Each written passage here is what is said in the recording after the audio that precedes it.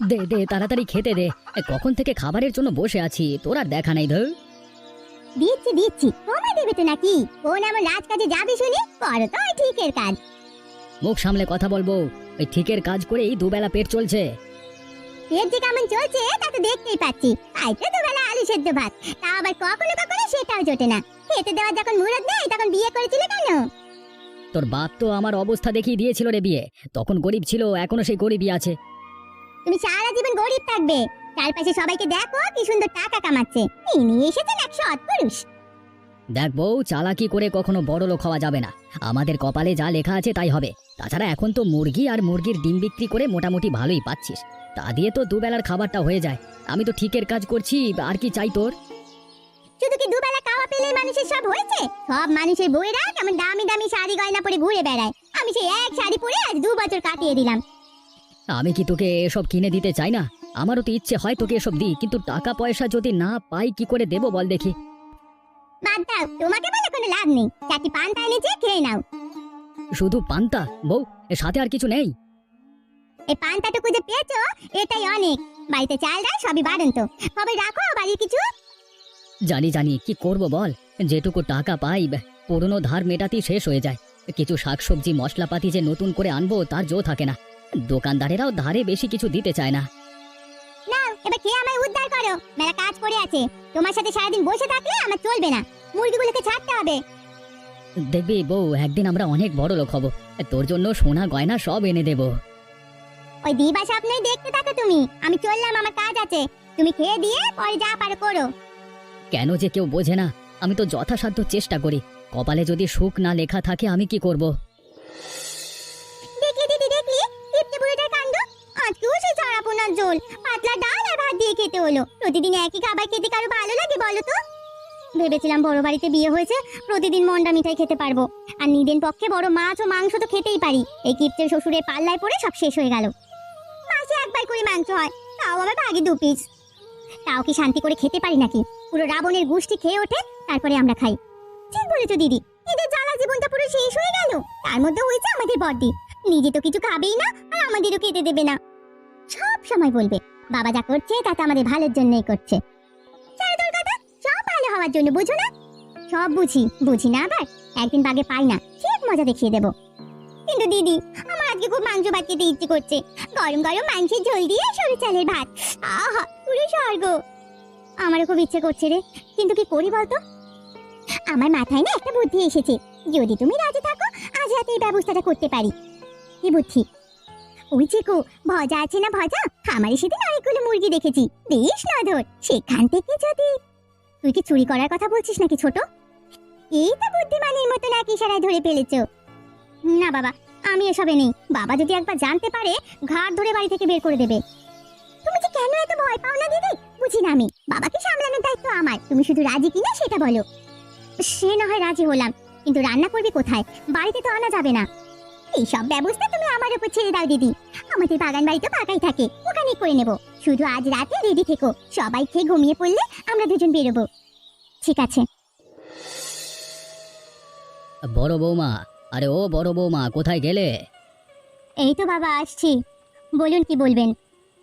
তোমায় এ মাসে যে সংসার খরচটা দিয়েছিলাম তা থেকে কিছু বেঁচে আছে না সবই শেষ করে ফেলেছো? না না বাবা, আরো 500 খানিক থেকে গেছে। তুমি হলে আমার সোনার টুকরো বৌমা, না হলে এইভাবে সব গুছিয়ে রাখতে পারতে। সবই আপনার আশীর্বাদ বাবা। আর দুজন কোথায়? তাদেরকে তো কখনোই দেখতে পাই না। সারাদিন খাওয়া দাওয়া ঘুম ছাড়া কি তাদের আর কোনো কাজ নেই? আসলে মেজো আর ছোট শরীরটা ভালো নেই, তাই বিশ্রাম নিচ্ছে। বললো রাতেও খাবে না। সারাদিন ঘরে বসে থাকলে শরীর তো খারাপ হবে। যাকগে, ভালোই হয়েছে, আমার রাতের খাবারটা বাঁচবে। বাবা ওরা সারাদিন আমার হাতে হাতে কাজ করে দেয়। আরে কে কি করে তা আমি ভালোই দেখতে পাই বড় বৌমা। তোমাকে আর ওদের হয়ে সাফাই গাইতে হবে না। না না বাবা, আমি সাফাই গাইছি না, সত্যি বলছি। আচ্ছা আচ্ছা, বাদ দাও। আজকে রাতে কি রান্না হবে? হাতে গড়া রুটি আর বাগানের কুমড়োর ছিচকি। বাহ বাবা, এই না হলে আমার বৌমা, আমার সবজি খরচটা কেমন বাঁচিয়ে দিলে। তুমি আসবার পর বাগানটা করেছিলে, এই তো সবজির খরচটাই বেঁচে যাচ্ছে। ভাবছি এবার শীতকালে আরো বেশি বেশি করে অনেক সবজি লাগাবো। ফুলকপি, বাঁধাকপি, মটরশুঁটি এগুলো সব লাগাবো। আগে থেকে লাগাবো যাতে বেশি দাম দিয়ে না খেতে হয়। হ্যাঁ হ্যাঁ, 100 বার, যা পারো লাগাও। আমি এখন আসছি বাবা, রান্না বসাতে হবে। হ্যাঁ, এসো বৌমা, এসো। শোনো দিদি, যা করতে হবে খুব সাবধানে করতে হবে। আমি আস্তে আস্তে গিয়ে দরজাটা খুলবো, তুমি মুরগির গলাটা ধরে ব্যাগের ভেতর ভরে দেবে, যাতে আওয়াজ না হয়। সব ঠিক আছে, কিন্তু আমার কিন্তু খুব ভয় করছে রে ছোট। এত ভয় পেলে চলে দিদি, খেতে হলে একটু তো কষ্ট করতে হবে।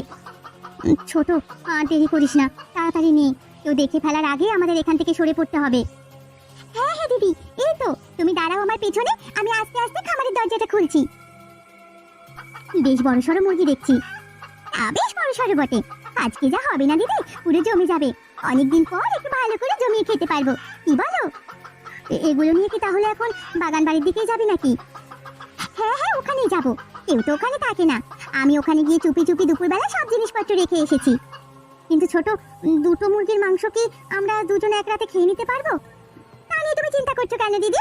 আমার ঘরে তো আমার বাপের বাড়ির দেওয়া ফ্রিজটা আছে, দরকার পড়লে ওখানে বাকি মাংস রেখে দিতে পারবো। আর একটা মুরগি না হয় বিক্রি করবো জগার কাছে, আমাদেরও কিছু হাত খরচ হবে। কিন্তু যদি কেউ জানতে পারে? কেউ জানতে পারবে না দিদি, এমনিতেও আমার ঘরে তুমি ছাড়া তেমন কেউ ঢোকে না। আর তোমার ভাই তো কাজের জন্য বাইরে থাকে, তাই অনেক চিন্তা নেই, সময় সময় বের করে দুজনে মিলে খেয়ে নেবো। ঠিক আছে ঠিক আছে, এখন এখান থেকে চল। হ্যাঁ ঠিক আছে, চলো, ব্যাগটা আমি নিচ্ছি, তুমি আমার পিছনে পিছনে আমাকে দেখে দেখে এসো। মুরগিগুলো আজকে কেমন যেন চুপ হয়ে আছে, হলোটা কি? চিৎকার করে কান মাথা খেয়ে ফেলে, আজকে এত চুপচাপ কেন? খুলে দেখি তো। কি গো, সকাল থেকে মুরগি খামারের সামনে কি করছো? বলে তোমার কি কোনো কাজ বাজ নেই? কাজই তো করছি, মুরগিগুলোকে দেখভাল করতে হবে তো নাকি? মেলা বকিস না, আমাকে এই মুরগিগুলোকে একটু দেখতে দে তো। দেখার আর কি আছে, মুরগিগুলোকে চারটি খেতে দিয়ে তুমি কাজে বেরো। হে আমার কি সর্বনাশ হলো গো, কে আমার এমন ক্ষতি করলো? কি হলো, চেঁচাচ্ছ কেন সকাল সকাল? দেখে যাবো, দেখে যা, কে আমাদের মুরগি চুরি করে নিয়ে পালিয়ে গেছে। হ্যাঁ, কি যাতা বলছো?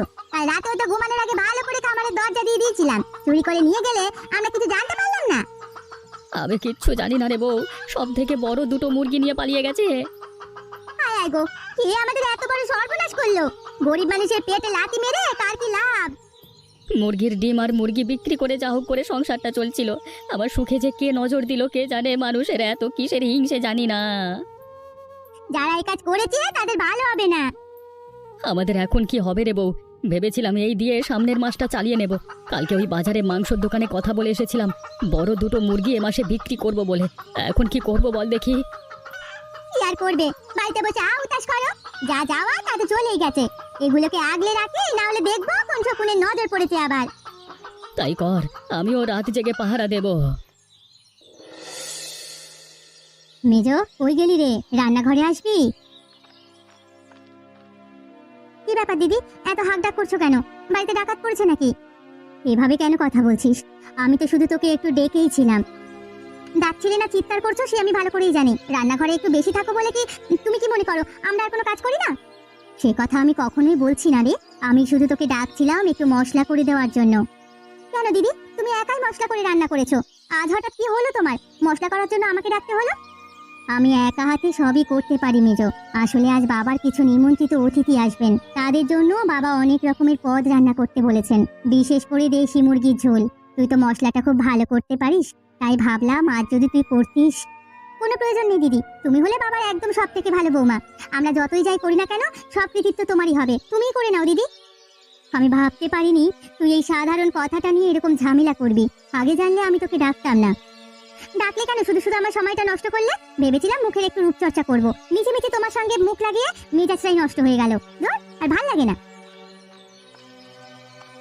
এদেরকে যতই আপন করতে চাই কিছুতেই এরা নিজেদের স্বভাব বদলায় না। ও ভজাদা, কোথায় চললে? এই যে সেদিন যাবে বললে দোকানে, আর তো কই গেলে না? ও আচ্ছা জগা, তোকে আর কি দুঃখের কথা বলি ভাই, আমার সাথে যা ঘটেছে তার বলবার নয়। কেন কেন ভজাদা, আবার কি হলো তোমার? আর বলিস না ভাই, ওই দিন তোর সঙ্গে তো কথা বলে গেলাম মুরগি বিক্রি করব বলে, তার পরের দিন সকালবেলায় দেখি আমার দুটো বড় মুরগিটা উধাও। কি বলো গো ভজাদা, আমাদের গ্রামে মুরগি চোর? আর বলছি কি ভাই, যে খুঁজে আমার মতো গরিব ঘরেই চুরি করলো, যদি হাতের কাছে পেতাম না বুঝিয়ে দিতাম মজা। আচ্ছা ভজাদা, তোমার মুরগিগুলো তো বললে ওই দিন রাতেই চুরি হয়েছে। হ্যাঁ হ্যাঁ, ওদিন রাতেই তো ঘটলো ব্যাপারটা, কেন বলতো ভাই? তোমার ওই মুরগি দুটোর মধ্যে কি কোনো মুরগির রং লাল ছিল? মানে কোনো মুরগির পায়ে কি লাল রঙের দাগ দেওয়া ছিল? হ্যাঁ হ্যাঁ একদম। আমি ঠিক ধরেছিলাম, নিশ্চয়ই কোনো গন্ডগোল আছে, আমার চোখকে ফাঁকি দেওয়া। তুই একটু ছেড়ে কাজ দেখি কি বলতে চাইছিস। যেদিন রাতে তোমার বাড়িতে চুরি হয়, তার পরের দিন সকালে ওই বড় বাড়ির ছোট বৌমা আমার কাছে একটা মুরগি নিয়ে আসে বিক্রি করবে বলে। বলে কি না এটা নাকি ওর বাপের বাড়ির মুরগি, বাড়ির সবাই অসুস্থ তাই বিক্রি করে দিচ্ছে, সুস্থ হলে আমরা না হয় কিনে খাবো। তখনই মনে মনে তেমন একটা সন্দেহ হয়েছিল, ব্যাপারটা মানে এই বুঝলাম আর কি। তাই বলে অত বড় বাড়ির বউ আমার বাড়ির মুরগি চুরি করবে? সবই স্বভাবের দোষ ভজাদা, আমি এর সাক্ষী। আমি এক্ষুনি যাচ্ছি কর্তামশাইয়ের কাছে। ওনার বৌমায়ের কীর্তিকলাপ যদি আমি বলে আসি, আমার নামও ভজা নয়, আমি বলে দিলাম। কর্তামশাই, আপনার সঙ্গে কিছু কথা ছিল। কে ভজা? আরে আয় আয়, ভেতরে আয়। হঠাৎ কি মনে করে আমার বাড়িতে? আগে কর্তামশাই, আপনাকে যে কি করে সে কথা বলি, এ কথা বলতে আমার মুখে বাঁধছে, কিন্তু করবার কিছু নেই, আমাকে মাফ করবেন, আমাকে আজ বলতেই হবে। ভনিতা না করে বল দেখি কি হয়েছে। বাবু, আমরা দিন আনি দিন খাই মানুষ, আমরা কখনো কারোর ক্ষতি করিনি, তবে আমাদের কেন ক্ষতি করে মানুষ? তোর কথা মাথা মুন্ডু আমি কিছুই বুঝতে পারছি না রে ভজা। বাবু, কিছুদিন আগে আমার খামার থেকে দুটো বড় বড় মুরগি চুরি হয়েছে। সে কি রে, কি বলিস কি? এই গ্রামে তো সাধারণত চুরি ডাকাতি তেমন হয় না, কে চুরি করলো কিছু জানতে পেরেছিস? জানতে পেরেই তো আপনার কাছে আসা বাবু, আপনাকে এর বিচার করতে হবে। আমাকে বিচার করতে হবে মানে? আরে এর মধ্যে আমি কোথা থেকে আসছেন বাবু, কারণ চুরিটা আপনার ছোট বৌমাই করেছে। মুখ সামলে কথা বল ভজা, জানিস তুই কি বলছিস? আমার বাড়ির বৌমাদের নামে তুই চুরির অপবাদ দিচ্ছিস? এত বড় সাহস তোর? হ্যাঁ, ছোট বৌমা, ছোট বৌমা কোথায় আছো? তাড়াতাড়ি এসো। ডাকছিলেন? হ্যাঁ, ভজা এসেছে তোমার নামে আমার কাছে বিচার দিতে। তুমি নাকি ওর মুরগি চুরি করেছো। আপনি এই ছোট লোকের কথা বিশ্বাস করেন বাবা? এরা যে কত নিচে নামতে পারে তা আপনি কল্পনাও করতে পারবেন না। বৌমা, আমরা গরিব হতে পারি কিন্তু ছোট লোকই করি না। থামুন তো আপনি, আপনাকে আমার ভালোই চেনা আছে। যা তা বুঝিয়ে বাবার কাছ থেকে ক্ষতিপূরণ আদায়ের চেষ্টা, তাই না? ঠিক বলেছো বৌমা, এর মতো মানুষদের সঙ্গে বেশি মেশাই উচিত নয়। ভালো মানুষ ভেবে ভুল করেছি। বাবু, আপনি ভুল বুঝছেন, জগা এই কাজের সাক্ষী। দেখছেন বাবা, আরেক ছোট লোক কিভাবে উস্কানি দিচ্ছে? সব প্ল্যান করা, টাকা হাতানো ঠান্ডা। এক্ষুনি একে বাড়ি থেকে বের করে দিন বাবা। বাড়ি থেকে বের করতে হবে না, আমি নিজেই চলে যাব। যাওয়ার আগে বলে যাচ্ছি, এই কাজের ফল তুমি নিশ্চয়ই পাবে বৌমা। আপনিও আপনার ভুল বুঝতে পারবেন কর্তামশাই, সেদিন আপনার আফসোসের সীমা থাকবে না। আরে যা তো যা।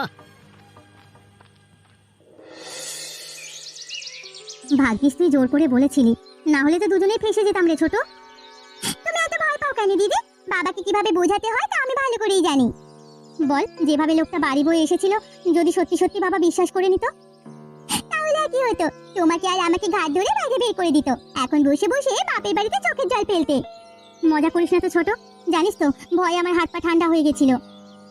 তুমি আবার কোথায় ছিলে ওই সময়? তোমাকে তো দেখিনি কাছে পিঠে কোথাও। দেখবি কি করে, আমি তো রান্নাঘরেই ছিলাম। বাবার হাত ডাক দেখেই বুঝেছিলাম কিছু একটা ঘটেছে। তারপরে আড়ি পেতে শুনছিলাম। তার মানে তুমি ওখানে আড়াল থেকে মজা নিচ্ছিলে আর আমি এদিকে ফেসে যাচ্ছিলাম। আরে মজা কোথায় নিচ্ছিলাম, যেহেতু তোর নাম বলেছিল তাই আর সামনে যাইনি। তুমি কি ভেবেছো আমি যদি ফেসে যেতাম তোমায় কি ছেড়ে দিতাম নাকি? আমি বেশ ভালোই জানি তুই যে ছেড়ে দেওয়ার মেয়ে নোস, সেটা আমি খুব ভালো করেই জানি। কি ব্যাপার, ওরা কিসে ধরা পড়ার কথা বলছিল? আসলে কি হয়েছে বলতো বড়দি? খবরে দেখাচ্ছিল একজন কুখ্যাত ডাকাত ধরা পড়েছে। হ্যাঁ, এটা শুনেই আমি আর পিঙ্কি কথা বলছিলাম আর কি। হ্যাঁ, ও আচ্ছা, আমি তো ভাবলাম কি নয় কি। তো তুমি হঠাৎ এখন আমার ঘরে? এমনিতে তো আসতে দেখি না। বাবা পাঠালো, আসলে বাবা বললেন যে তোদেরকে নিয়ে একটু কেনাকাটা করতে যেতে, তাই এলাম। বাবা, কিপ্টে বুড়োর আবার হলো কি? হঠাৎ করে কেনাকাটা করতে বলছে? আরে তেমন কিছুই না, হঠাৎ করে বাবার নাকি মনে হয়েছে বাড়ির সবাইকে নতুন জামা কাপড় দেবে, তাই এই ব্যবস্থা। আচ্ছা আচ্ছা, বুঝেছি।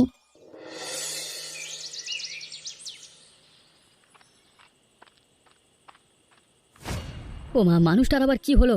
এই তো দিব্যি হাঁটছিল। কেউ আমাকে একটু জল দাও ও বাবা।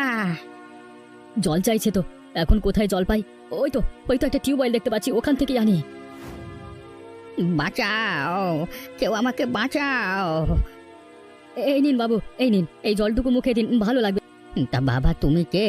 এইভাবে আমাকে বাঁচালে?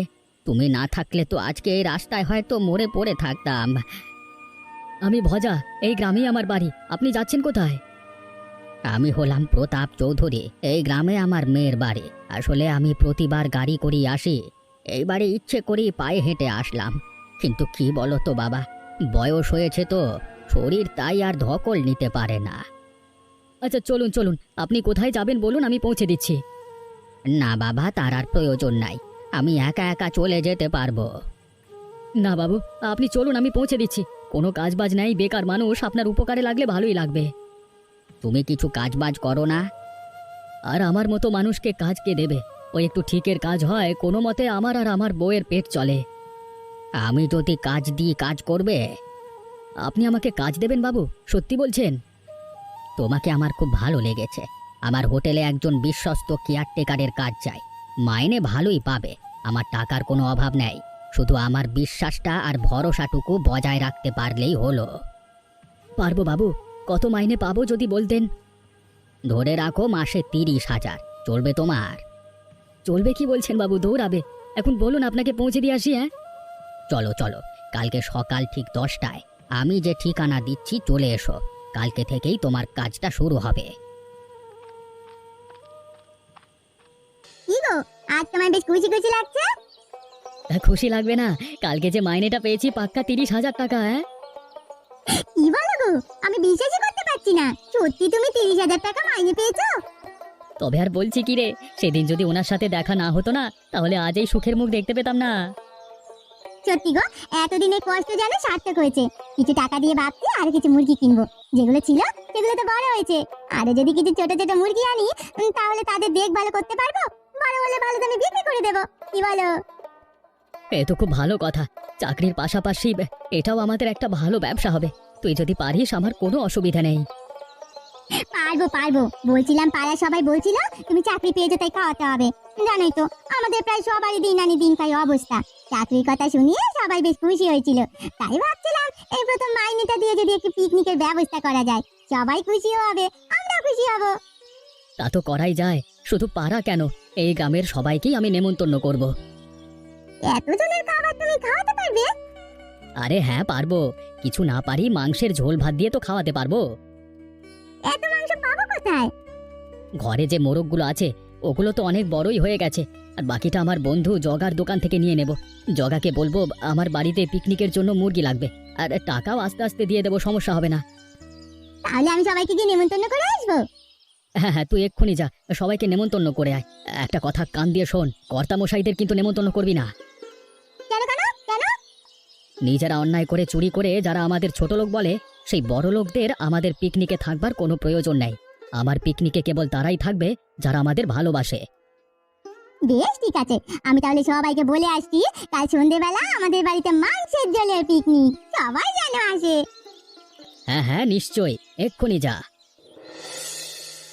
শুনেছেন বাবা, শুনেছেন? ছোট লোকটা কি আসপর্দা শুনেছেন? চেঁচাচ্ছ কেন বৌমা, সকাল সকাল আবার কি হলো? এমনি এমনি চাচাচ্ছি না বাবা, ভজাকে জানেন তো? হ্যাঁ জানি তো, তার আবার কি হলো?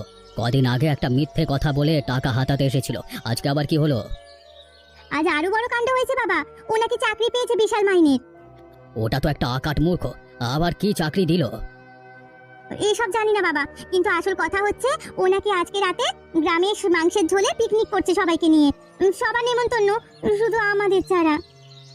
ওর এত বড় সাহস? হ্যাঁ, 2 টাকার মুখ দেখলো না, এখনই ধরাকে সরা জ্ঞান করছে। দাঁড়া তো দেখাচ্ছি মজা, পিকনিক কি করে হয় আমিও দেখছি। আসতে পারি কর্তামশাই? হ্যাঁ হ্যাঁ এসো, তুমি আবার কি মনে করে হঠাৎ? আগে কর্তামশাই, আপনার দুই বৌমা আমার কাছ থেকে ধারে পেঁয়াজ রসুন আদা মশলাপাতি কিনে কিছুদিন আগে নিয়ে এসেছিল। টাকা পরের দিন দেবে বলে এখনো দেয়নি। এই পথেই যাচ্ছিলাম, ভাবলাম আপনার সঙ্গে দেখা করছি, করে যাই আর কি, টাকাটাও নিয়ে যাই। ছোট, তুই টাকাটা দিয়ে আসিসনি, এখন তো সর্বনাশ হয়ে যাবে। বাবা যদি একবার জানতে পারে না। জানার কিছু বাকি আছে নাকি মিস্ত্রি? আজ আমাদের শেষ দিন। কিসের টাকা? বললাম না, কিছুদিন আগে রাত্রির বেলায় আমার দোকানে গিয়ে আপনার দুই বৌমা সব মালপত্র নিয়ে এসেছিল, তারই টাকা। কত টাকা? 250 মতো। এই নাও তোমার টাকা, তুমি এখন এসো, আমি একটু কাজে বের হব। জি আগে। কে দুই বৌমা, এটাও কি মিথ্যে কথা? এটাও কি সাজানো? বাবা, আসলে হয়েছে কি? সত্যিটা জানতে চাই বৌমা, আসল ঘটনাটা কি? আপনি তো টাকা খরচ করতে চান না, তাই বাড়িতে তেমন ভালো মন্দ রান্না সবসময় হয় না। আমি আর পিঙ্কি লোভে পড়ে ওই ভজার মুরগিটা চুরি করে না খেয়ে ফেলেছিলাম, আর বাকি একটা বিক্রি করে দিয়েছিলাম ওই জগার কাছে।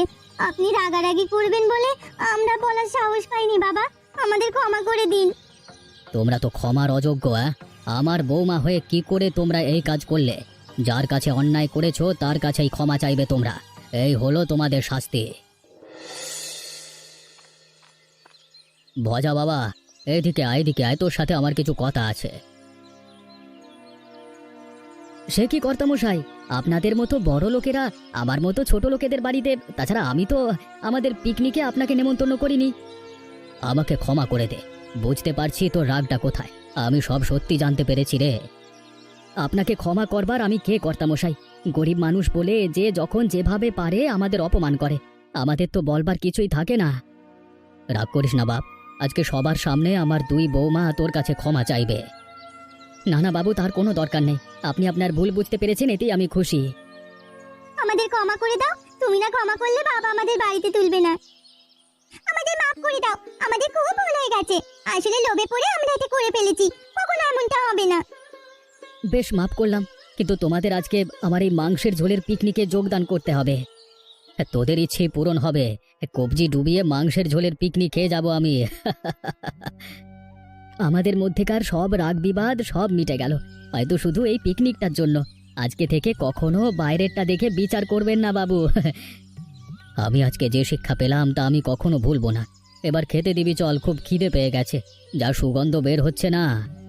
চলুন বাবু, বৌমায়েরা তোমরাও চলো, সবাই মিলে জমিয়ে মাংস ভাত খাবো। এমনই সুন্দর সুন্দর মজার গল্প দেখতে আমাদের চ্যানেলটিকে সাবস্ক্রাইব করতে ভুলবেন না।